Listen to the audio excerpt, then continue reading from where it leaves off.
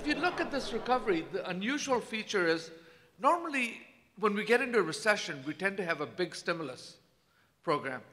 And we did have a big stimulus in this recovery. Unfortunately, it went to a lot of things that didn't generate long-term growth. You know, building windmills or supporting teachers. You know, good things to do, but they don't generate long-term growth in the economy. So government spending, both at the federal and state and local level, has actually been a negative in this recovery. It's been a drag on the recovery. The Fed has been the only game in town. We've had zero interest rates now forever, it seems like. And when you look abroad at the Eurozone, at Japan, they have negative interest rates now. So banks are having to pay to hold money with the central banks. In those, and you know, at first there was a lot of discussion in the economics community as how this would work. It's a good thing. I think the consensus now is it's a negative thing because it's really hurting banks, which in turn then means the banks are less likely to lend. So, but our flat interest rates are likely to remain flat because the rest of the world is, you know, even flatter.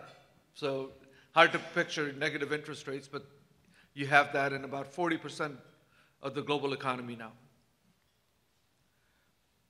Housing is the other thing that's really been missing in this recovery. And again, easily explainable, that's where the problem was. You know, that's where the big bubble was before the recession, so it's taken a while. And then the fact that young people were really being challenged to find jobs, what we call household formation, had really dropped. That's fortunately changing. Young people are getting jobs, and they're going out on their own. They're moving out of mom's basement. So, and that's a really good news about our economy at this point. Now, auto sales has been the one exception.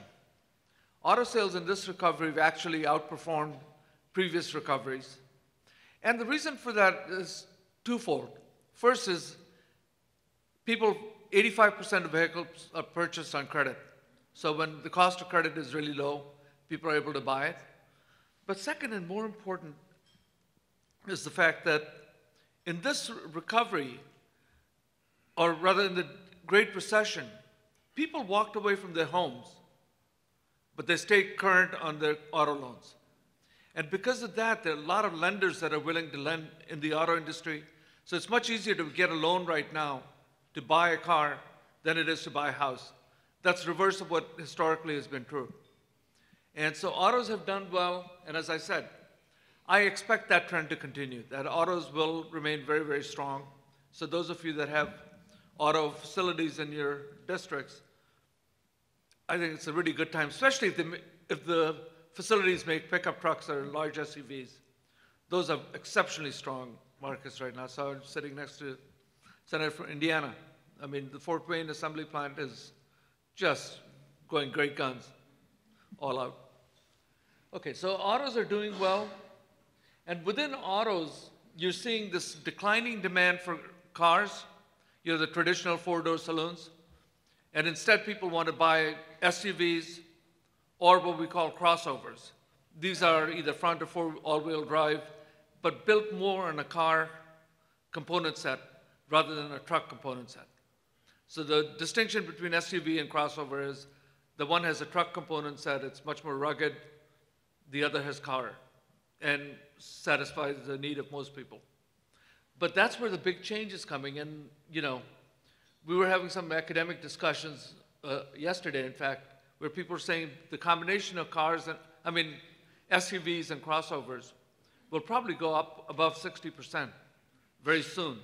So cars continue to decline as a share of the market. Now, why are we seeing that? Well, first and most important is oil prices. You know, oil prices have come down dramatically, and I guess I can't make a political statement there. But anyway, the reason is we've drilled our way to lower oil prices. You know, we have a certain president who was saying that people didn't know what they were talking about if they said we could drill our way to low oil prices. We have. And that's likely to continue. In fact, put me firmly in the camp of that we're in for a lower for longer period of low oil prices. And it's not unique. If you go back to the mid-'80s, when North Sea oil started coming onto the market, Oil prices fell and they remained low for the next 20 years, till China became a big buyer of oil. Well, with fracking and with the emergence of the US as a major oil producer, you're going to see the same phenomena, that till some other country develops to the point of where they're demanding and buying a lot of oil prices will remain low. And at this time, as I look around the world, I just don't see that country. Perhaps India in 10, 15 years will be there, but it'll be a long process before oil prices start rising again, seriously rising again. So our baseline forecast is that oil will remain in the 40 to 60 range for an extended period of time. But that's really good news for car sales, because that means gasoline prices will be low. And, people will continue to not just buy cars, but buy the more profitable vehicles that we make.